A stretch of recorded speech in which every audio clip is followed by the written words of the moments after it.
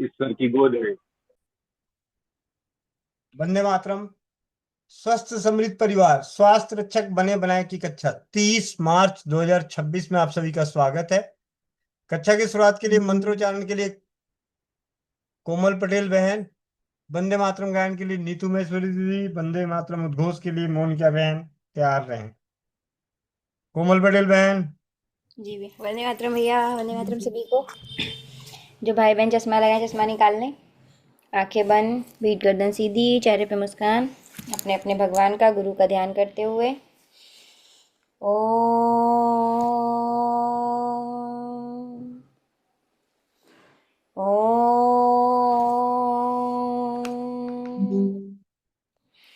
ओम ॐ खण्डमण्डलाकारं व्याप्तयेन चराचरं तत्पदं दर्शितं येन तस्मै श्रीगुरुवे नमः। गुरुब्रह्मा गुरुविष्णु गुरुदेव महेश्वरा, गुरु साक्षात् परं ब्रह्म तस्मै श्रीगुरुवे नमः। तस्मै श्रीगुरुवे नमः। सभी लोग अपने अपने हाथों को रब करेंगे, आंखों पे रखेंगे और एक प्यारी सी मुस्कुराहट के साथ अपनी आंखें खोलेंगे। जय श्री राम, राधे राधे, वंदे मातरम सभी को। नीतू दीदी। वंदे मातरम सभी को। वंदे मातरम, वंदे मातरम। सुजलां सुफलां मलयज शीतलां सस्यश्यामलां मातरम्। वंदे मातरम्। शुभ्रज्योत्स्नां पुलकितयामिनीं फुल्लकुसुमितद्रुमदलशोभिनीं सुहासिनीं सुरभाषिणीं सुखदां वरदां मातरं। वन्दे मातरं, वन्दे मातरं। कोटि कोटि कंठ कल निनाद करले, कोटि कोटि भुजे धृत खर करवाले। अबला केन माय तो बोले, बहुबल धारिणीं नमामि तारिणीं रिपुदल वारिणीं मातरं। वन्दे मातरं, वन्दे मातरं।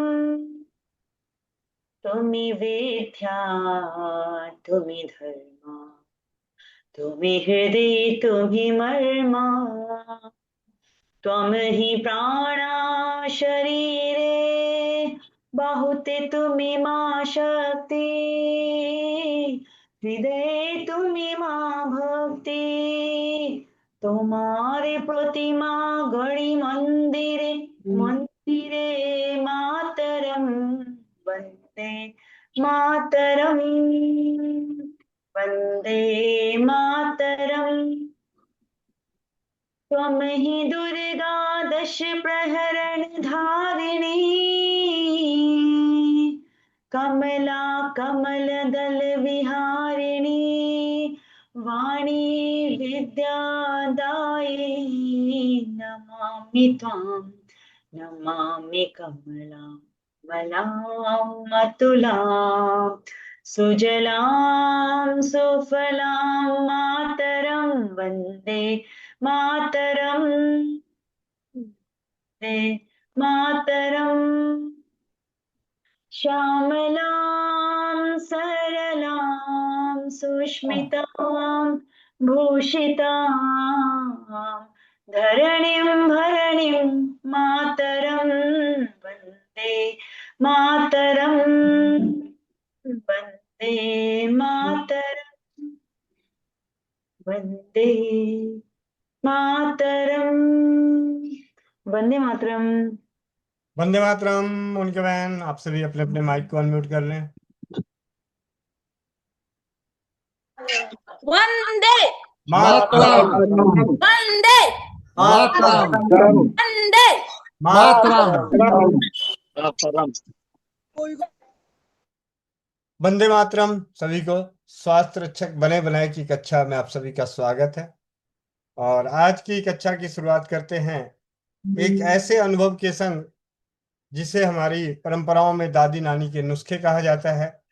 और उस नुस्खे का उपयोग करके 60 वर्ष की उम्र तक जुकाम नाम की चिड़िया कैसी होती है ये पता नहीं। तो शायद हम इस उम्र के पड़ाव पे आ चुके हैं कि थोड़े ही समय में दादी नानी तो बनने ही वाले हैं, दादा दादी नाना नानी बनने वाले हैं। तो जो पहले की दादी नानी किया करती थी वो हम सभी अपने आने वाली पीढ़ियों के संग करेंगे और उन्हें आज के समय के वातावरण में इस आधुनिकता और प्रदूषणकारी वातावरण के जीवन में उन्हें सर्दी खांसी जुकाम से कोसों दूर रखेंगे। चलिए तो ये अनुभव एक वीडियो रिकॉर्डिंग के जरिए उसे सुनते हैं।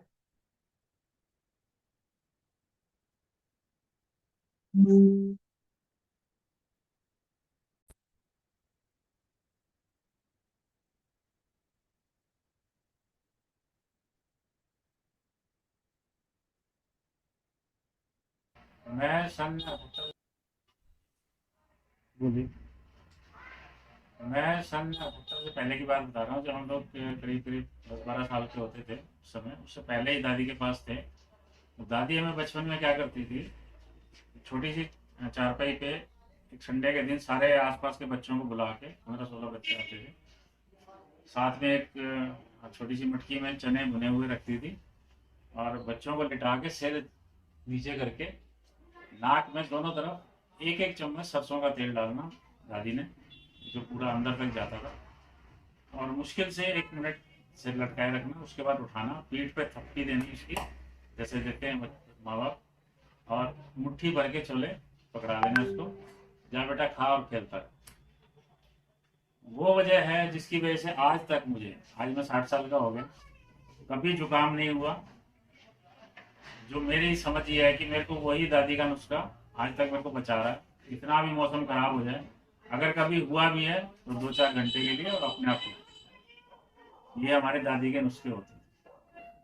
उस टाइम में दादी ने हमें एलोवेरा का अचार, एलोवेरा की सब्जी, एलोवेरा काट के खिलाना कच्चा, और एलोवेरा का हलवा, ये सब चीज़ें संडे फिक्स होता था, सब बच्चों को दादी बना के देती, पूरे परिवार में तो दादी।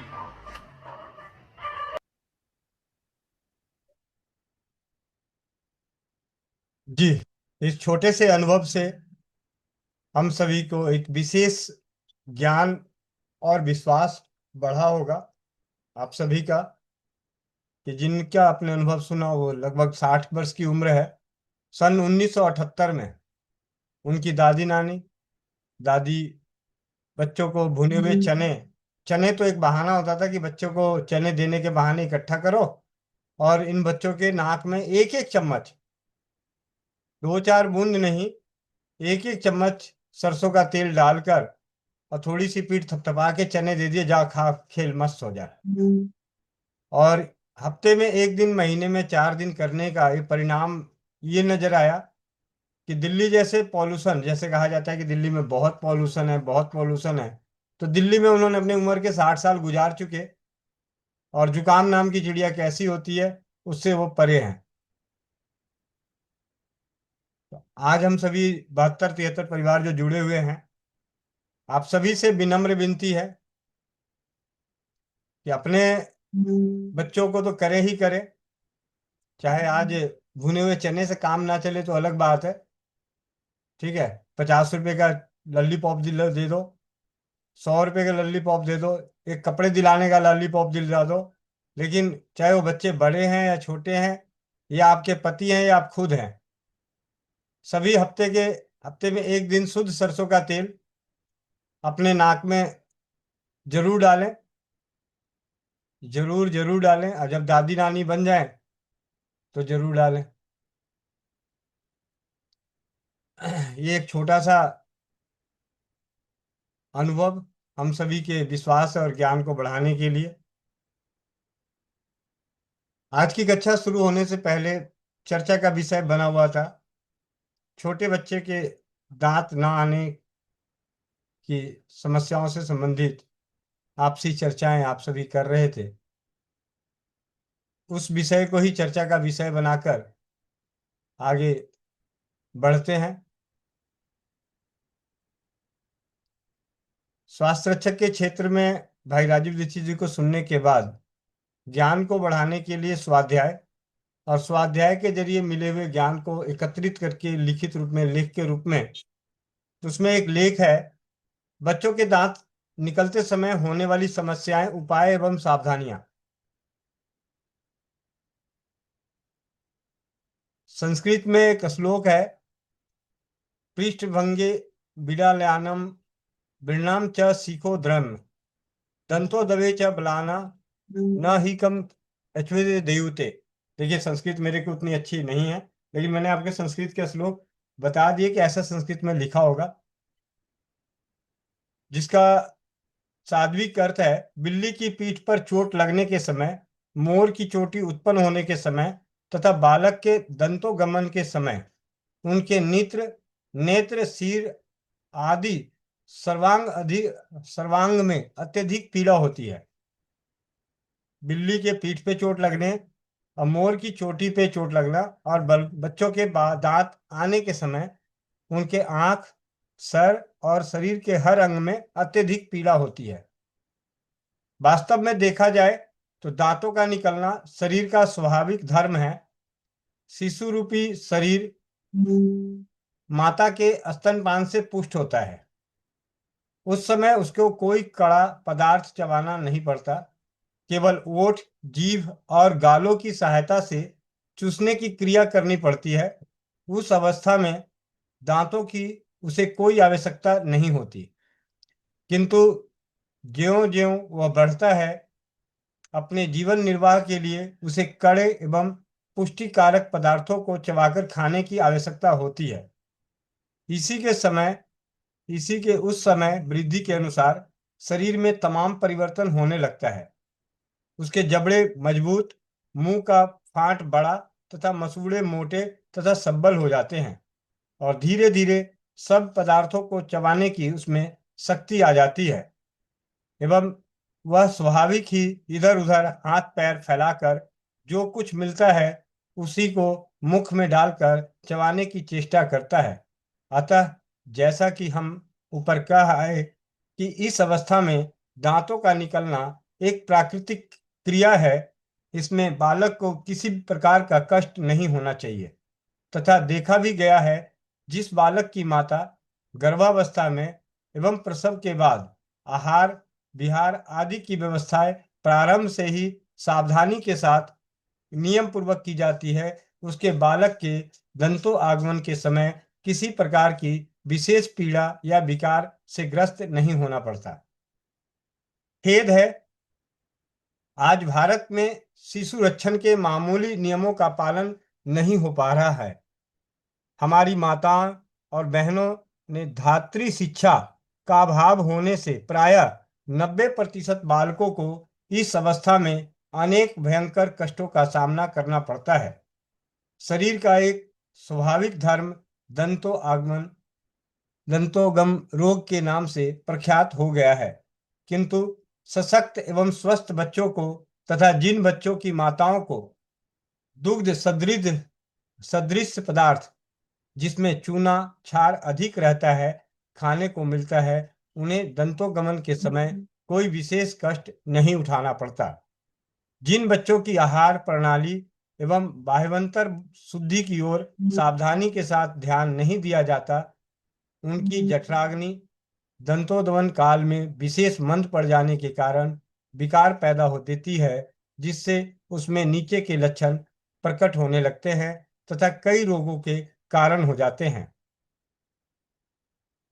पहली अवस्था, मुख के अंदर गर्मी कम हो जाती है, लार अधिक बहती है, मुख में खट्टी गंध आती है, रात्रि में हल्का ज्वर, कभी कभी तीव्र ज्वर हो जाता है, नींद ठीक से नहीं आती, बच्चा नींद में चौंकता है, बार बार जाग उठता है। मसूड़ों में दाह युक्त शोथ और खुजली के कारण दूध पीते समय स्तनों को मसूड़ों से दबाता है। प्रायः हरे, पीले, सफेद तथा फटे दस्त होते हैं। दिन रात में 8 से 10 या इससे भी अधिक दस्त होते हैं। कभी कभी उल्टी भी होती है। सिर गर्म रहता है। दांत निकलने के कुछ सप्ताह पूर्व लार टपकने लगती है। आंखों में पीड़ा, पलकों के में रोहे तथा नेत्र स्राव, कर्ण पीड़ा, त्वचा के विकार, विसर्प आदि भी देखे जाते हैं। जुकाम होकर नाक बहने लगती है, छींकें अधिक आती है और खांसी भी हो जाती है।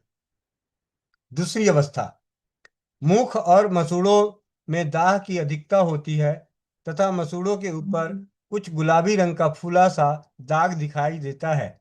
उसे दबाने से बड़ी वेदना होती है। अतः बालक इस अवस्था में किसी वस्तु को मुख में नहीं डालता। किसी वस्तु का मुख से स्पर्श होते ही वह रोने लगता है, बेचैनी होती है तथा बालक चुपचाप माता की गोद में पड़े रहना चाहता है। बीच बीच में दूध पीने की कोशिश करता है, किंतु पीड़ा के मारे पी नहीं पाता।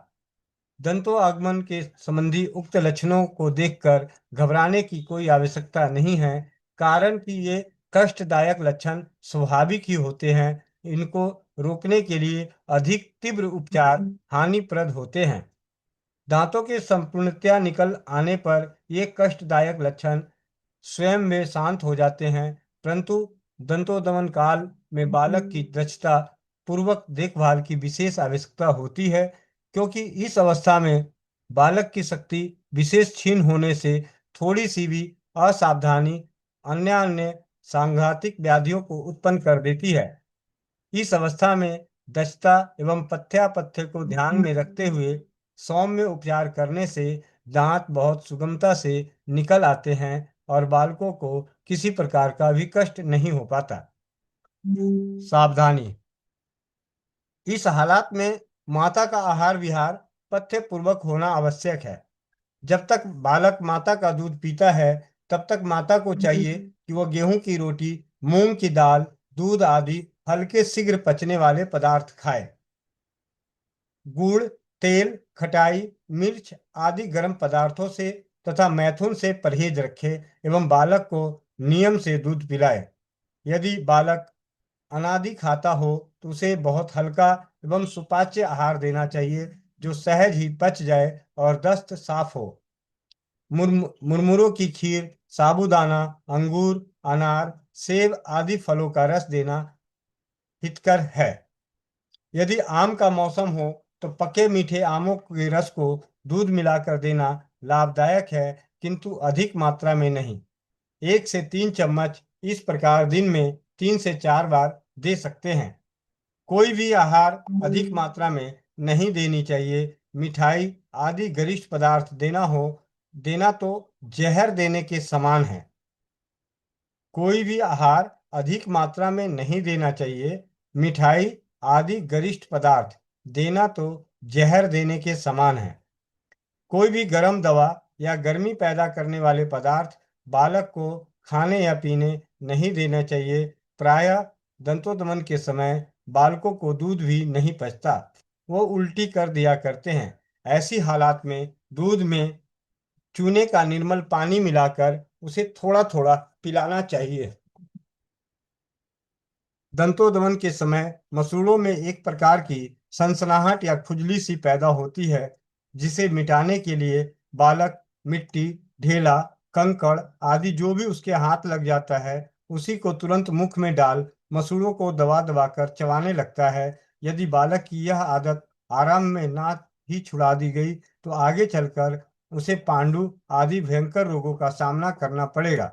अतः दांत निकलने के समय बच्चों को मिट्टी आदि खाने से बचाते रहना चाहिए। जो बालक प्रतिदिन कई घंटे तक बाहर की स्वच्छ वायु में रहता है या खुले हुए स्वच्छ वायु में आने जाने वाले कमरे में रहता है तथा जिसको मात्रा से अधिक भोजन नहीं कराया जाता, उस बालक को दांत निकलते समय कोई कष्ट नहीं होता। शारीरिक अस्थियों की बनावट में चूना अत्यंत आवश्यक पदार्थ है। चूने की कमी से दांत एवं अन्य शारीरिक हड्डियां परिपुष्ट नहीं हो पाती, इसलिए पाश्चात्य वैज्ञानिक बच्चों के दूध में चूने का जल लाइम वाटर मिलाकर देने की योजना करते हैं। बच्चों की पुष्टि के लिए जितने बालामृत आदि शरबत के रूप में दवाइयां बनाई जाती हैं, उनमें चूना प्रधान द्रव्य अधिकांश ही डाला जाता है। एक संतान के पश्चात दूसरी संतान के मध्य में 5 वर्ष का समय स्त्री को मिलना चाहिए, जिससे वह अपने शरीर में चूने की कमी को पूरा कर सके। जिन स्त्रियों को बहुत शीघ्र संतानें होती हैं, उनके रक्त और अस्थियों में चूने की मात्रा कम हो जाने से उनका शरीर निर्बल हो जाता है, अस्थियां कमजोर हो जाती है, सुतिका आदि विकार उत्पन्न हो जाते हैं। मुक्ता सुक्ति शंख करबतकी गोदंती प्रवाल संयमहुद ज्वार मोहरा अकीक आदि सब भस्मों में तथा संतरा नींबू सेब अनार नाशपाती आदि फलों में चूने की मात्रा अत्यधिक होती है। गर्भावस्था में उपयुक्त द्रव्यों का यथाविधि सेवन करते रहने से शरीर में चूने की मात्रा बढ़ जाती है। मनुष्य से तो मुर्गियां ही बुद्धिमान हैं, जो अंडे देने से पूर्व चूना खाकर अपने शरीर में चूने का संचय कर लेती है। दांतों का सुगमता से निकलना बच्चों के आमाशय और स्वास्थ्य पर भी आश्रित है। चूने के जल से बच्चों का हाजमा अच्छा रहता है, जिगर ठीक काम करता है और रक्त में शुद्धि होती रहती है। इसलिए भी चूना बच्चों के दंतोद्गमन के समय सहायक है। उपचार की कुछ विधियां। उत्तम पत्थर का बिना बुझा हुआ असली चूना। उत्तम पत्थर का बिना बुझा हुआ असली चूना 5 तोले यानी 50 ग्राम नवीन मिट्टी के पात्र में यानी नए मिट्टी के पात्र में 3 पाव 750 ml जल में रात्रि के समय भिगो दें। प्रातः काल ऊपर का साफ निथरा हुआ स्वच्छ जल मोटे वस्त्र से छान लें। इसी जल में 1 सेर मिश्री डालकर 1 तार की चाशनी बना लें। फिर ठंडा होने पर छानकर शीशी में भर लें। यह उत्तम बालामृत शरबत तैयार हो गया। इसकी मात्रा 10 बूंद से 30 बूंद तक प्रातः और शाम चटाएं। दांत निकलने के समय सारे कष्ट, दस्त, बमन, पेट फूलना, दूध का न पचना, खांसी, कफ, बुखार आदि इस बाला अमृत से नष्ट हो जाते हैं। दूसरा, अतीस, कांगड़ सिंगी, पीपल, इनका महीन बारीक चूर्ण करके शहद के साथ चटाने से लाभ होता है। तीसरा, बिना बुझा हुआ चूना 1 तोला और जल 1 सेर एकत्र मिलाकर नीले रंग की शीशी में भरकर काग बंद करके 12 घंटे के बाद एक बार हिलाकर जब पानी निथर आए तब सावधानी पूर्वक उस जल को मोटे वस्त्र से छान लें। यह निर्मल स्वच्छ जल दूसरी नीली शीशी में भरकर रखें। मात्रा 10 से 15 बूंद तक।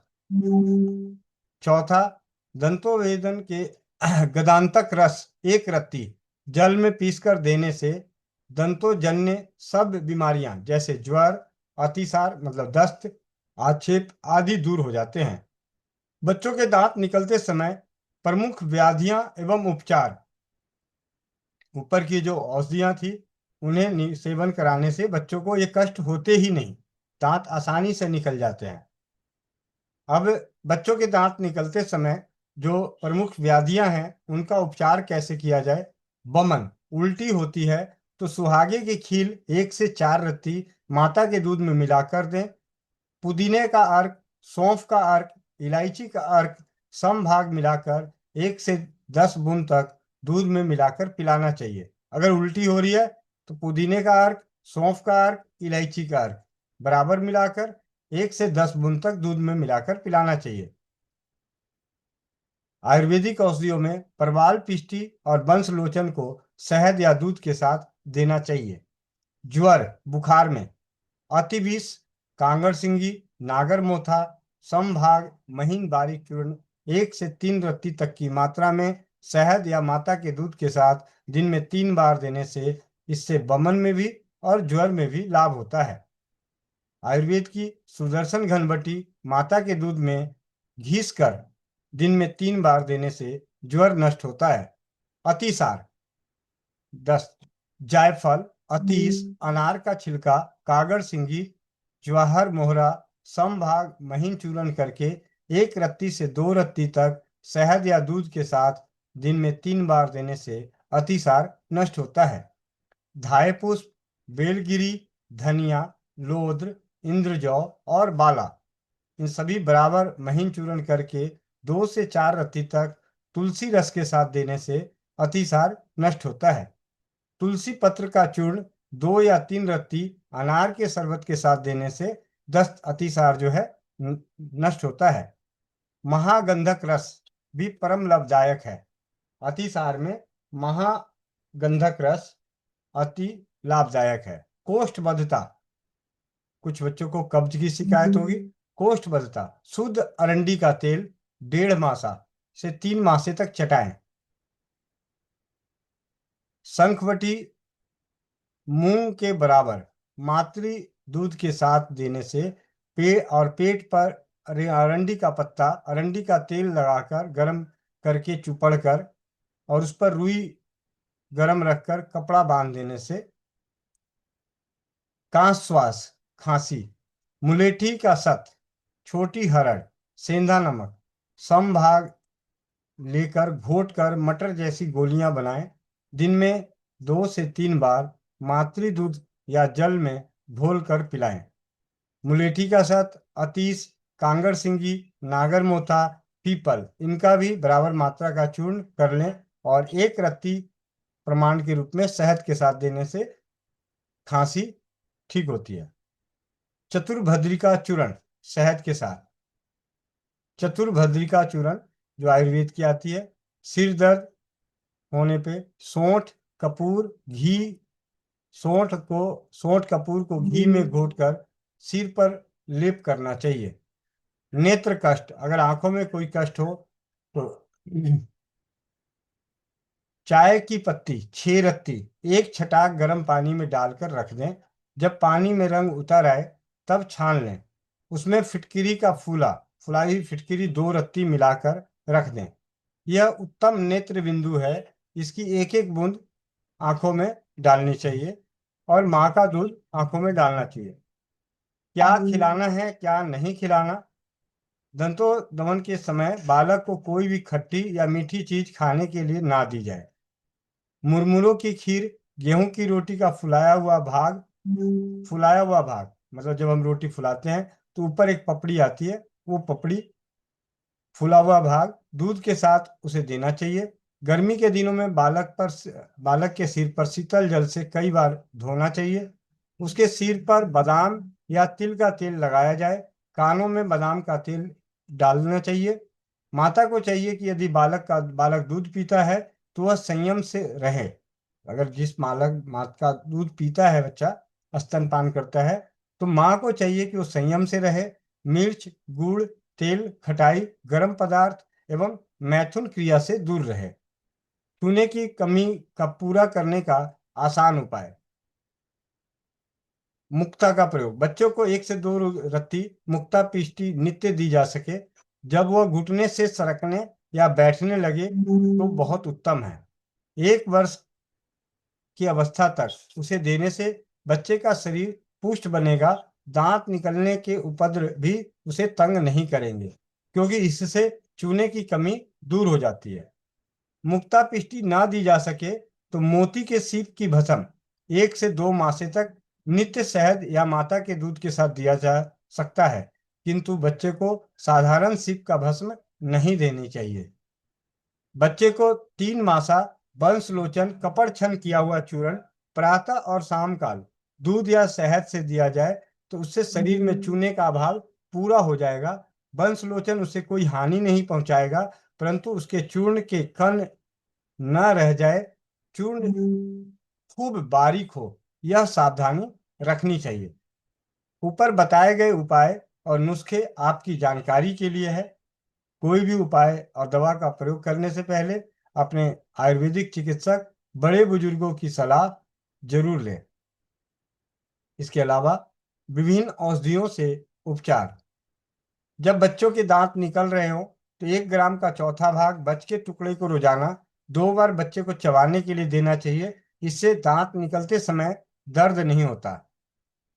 बच्चे के दांत उगने के समय बच्चों को बायोडीन और अनंत मूल डालकर उबाला हुआ दूध रोजाना 1 से 2 बार पिलाने से बच्चे का पेट फूलना, पेट में दर्द होना, भोजन ना पचना, भूख ना लगना आदि की शिकायतें दूर हो जाती है और दांत भी आसानी से निकल आते हैं। बायोडीन और अनंत मूल। लगभग 1 ग्राम का चौथा भाग नाड़ी हिंगू, जिसे डिकला माली कहते हैं, एक तरह का गोंद है। इसको गर्म पानी में मिलाकर और छानकर सुबह शाम पिलाने से बच्चों के दांत निकलने के समय सभी दर्द जैसे दस्त, उल्टी, उदरसूल, पेट के सभी रोग दूर होते हैं। मैनफल। बच्चों के दांत निकलने के समय बुखार आदि जैसे रोग होने पर मैनफल के गुदे के चूर्ण को तालू और मसूड़ों पर रगड़ने से आराम आता है।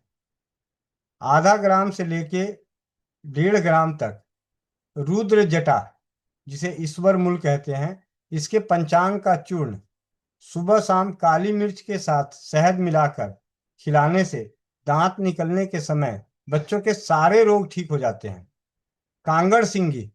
बच्चों के दांत निकलते समय जब बुखार, खांसी, अतिसार, दूसरे पेट के रोग हमला करते हों तो ऐसी हालत में कांगड़ सिंगी, अतीस, छोटी पिपली बराबर मात्रा में लेकर चूर्ण बनाकर कपड़े में छान कर रख लें। इसमें से लगभग 1 ग्राम का चौथा भाग रोजाना शहद के साथ 2 से 3 बार चटाने से बहुत आराम आता है। यदि इसमें नागर मोथा मिला दिया जाए तो यह कार्य क्षमता और अधिक बढ़ जाती है और बमन की भी रोग ठीक हो जाते हैं। तुलसी। तुलसी के पत्तों का रस शहद में मिलाकर मसूड़ों पर घिसने से बालक के दांत बिना तकलीफ के उग आते हैं। मुलेठी। मुलेठी का चूर्ण मसूड़ों पर घिसने से दांत जल्दी निकल आते हैं। सौंफ। गाय के दूध में मोटी सौंफ उबालकर 1-1 चम्मच गाय के दूध में मोटी सौंफ उबालकर 1-1 चम्मच देने से बच्चों को दस्त की समस्या, जो दस्त होते हैं जिन बच्चों को, तो दस्त नहीं होता और दांत आसानी से निकल आते हैं। और इस सौंफ को नियमित रूप से बच्चे को दी जा सकती है। माँ के दूध के साथ बराबर मात्रा में मिलाकर या गाय के दूध में सौंफ को उबालकर देने से। चूना। जीरे के बराबर चूना दूध छोड़कर किसी भी लिक्विड में देने से बच्चे तीव्र बुद्धि और अच्छी लंबाई एवं अन्य 70 रोग, साध्य असाध्य रोगों से मुक्त रहते हैं। लेकिन चूने का निथरा हुआ पानी बच्चों के माँ के दूध के साथ, बाहरी दूध के साथ भी दिया जाता है, लेकिन सीधे चूने की बात करें तो नहीं। मातृ दूध पीने वाले बच्चों की माँ को चूना का प्रयोग करना चाहिए। होम्योपैथी में होम्योपैथिक यथूजा, kali phos, calcarea phos, podophyllum, phytolacca, magnesium mur, BC21, ये जिन बच्चों को दांत निकलने हैं, जिन घरों में बच्चे हैं छोटे, तो ये दवाएं जरूर रखें।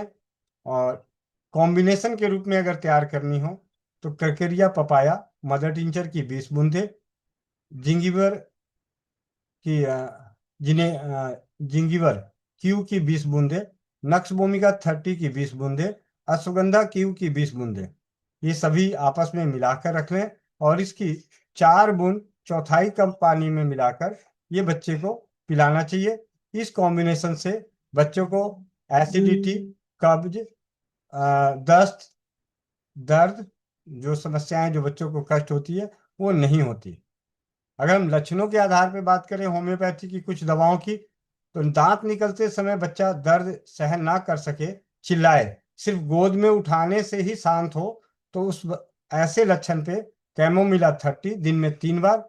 दांत निकलने के दिनों में बच्चों के शरीर में ऐंठन आए, बच्चे शरीर को अकड़ता रहे, ऐंठते रहे, तो इस स्थिति में ऐसे लक्षण को देखते हुए बेलाडोना। मोटे थुलथुले बच्चों में दस्त हो, हड्डियां कमजोर सी हो, सिर पर पसीना आ रहा हो, तो कल्केरिया कार 200 पावर की 2-3 खुराक। बच्चा दिन भर खुश रहे, मगर रात को परेशान करे तो लाइकोपोडियम 30। दांत निकलते समय अगर बच्चे को लकवा की शिकायत हो जाए तो कालीफॉस 6x की दिन में 4 बार। दांत निकलते समय पतले दस्त जो मात्रा में बहुत अधिक हो, बच्चा मसूड़े को दबाता रहे तो पोडोफाइलम। दांत देर से निकले, खासकर जब किसी के परिवार में टीबी के रोग का इतिहास हो तो ट्यूबरकुलिनम 200 15 दिन में 1 बार। मंद बुद्धि बच्चों के लिए, जिन बच्चों की बुद्धि कम काम कर रही है और दांत के समय कोई किसी भी प्रकार का कष्ट है, तो ब्राइटाकार्ब। ये एक छोटा सा अपने ज्ञान को बढ़ाने के लिए एकत्रित किए गए ज्ञानों के आधार पर आज की कक्षा में आप सभी के संग आप सबका भाई गोविंद शरण प्रसाद। वंदे मातरम। जय हिंद, जय भारत, जय राज्य भारत। आप सभी ने इसे बड़े ध्यान से सुना।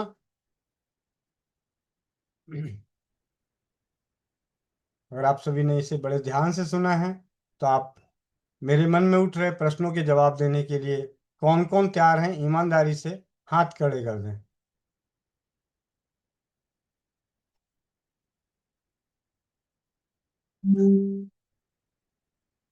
चलिए।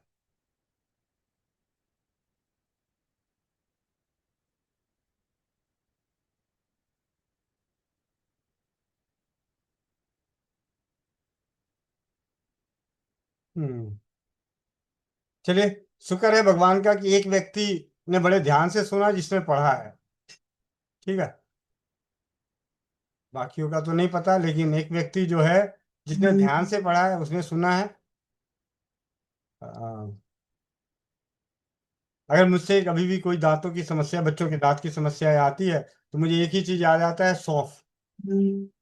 रसोई घर की सौंफ और रसोई घर की तुलसी, ये दो। जब इस पोस्ट को जब मैंने पहली बार जीवन में पढ़ा, इन ज्ञानों को एकत्रित किया, और उसी दिन से सबसे सरलता से उपलब्ध होने वाली, हर घर में उपलब्ध होने वाली सौंफ और तुलसी।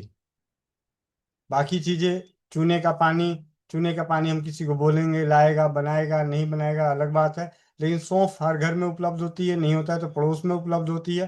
तो सौंफ नियमित रूप से 1 चम्मच सौंफ 1 गिलास पानी में चौथाई करके रहने तक मसल के छान के रख लें। बच्चा जब दूध पीता है तो बच्चे का आधा चम्मच माँ का दूध और आधा चम्मच सौंफ का पानी, इन दोनों को मिला के दिन में 3-4 बार दें, और जो बचा हुआ सौंफ का पानी है वो माँ पी ले। तो इस प्रक्रिया से अभी पिछले 9 सालों में मुझे अत्यधिक जीत हासिल हुई है। बहुत सारी माताओं का आशीर्वाद मिला है कि उनके बच्चों के भयंकर से भयंकर दस्त, बहुत ही अनचाहे केसों में ऐसी नौबत आई कि मुझे किसी और दवा की जरूरत पड़ी किसी बच्चे को स्वस्थ करने के लिए। और होम्योपैथी की बात करें तो BC21, कलकेरिया फॉस, ये 2 दवाएं जिन बच्चों को शुरू से चलती रहती है, उन बच्चों को दांत निकलते समय किसी भी प्रकार की कठिनाई उत्पन्न नहीं होती। और जिन माओं ने अपने अपने गर्भावस्था में 9 माह तक चूने का सेवन किया है, उनके बच्चों को कोई भी तकलीफ नहीं होती और उनके दांत बड़े आसानी से निकल जाते हैं। और इसी के साथ आज की कक्षा को करते हैं समापन की ओर लेके चलते हैं। कोमल पटेल बहन, माइक अनम्यूट करें। जी भैया।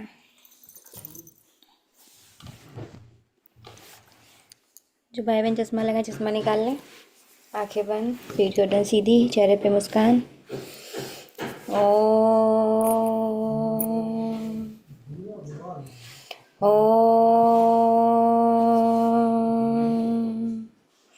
ॐ पूर्णमिदः पूर्णमिदं पूर्णात् पूर्णमुदच्यते पूर्णस्य पूर्णमादाय पूर्णमेवावशिष्यते। ॐ धियो शान्तिः, अंतरिक्ष शान्ति, पृथ्वी शान्तिः, रापः शान्ति, औषधयः शान्तिः, वनस्पतयः शान्ति, विश्वयो देवा शान्ति, ब्रह्मा शान्ति, सर्वं शान्ति, शान्तिरेव शान्ति, क्षमा शान्तिरेधि। ओम शांति शांति शांति। ओम।